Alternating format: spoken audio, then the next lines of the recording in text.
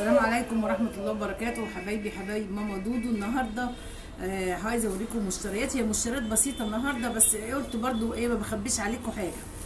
رحت السوق لقيت البطاطا جميله جميله قوي قوي صراحه وعجبتني. بصوا جميله ازاي اهي. جبت 2 كيلو والكيلو ب10، والاسعار دي حقيقيه، ما بقولش اسعار كده يعني. والطماطم رحت برضو السوق لقيت الطماطم موجوده الكيلو ب7.5، فقلت برضو رحت جايبه 2 كيلو. بس طماطم زي الورد، بصوا بلحه كده، بلحه جميله. وبعدين قلت نفسي بقى النهارده الجو حر ونحب الملوخيه برضو، فرحت لقيت الملوخيه ورور كده وجميله. بصوا الملوخيه عامله ازاي، ما شاء الله ما شاء الله، الف هنا على قلبنا.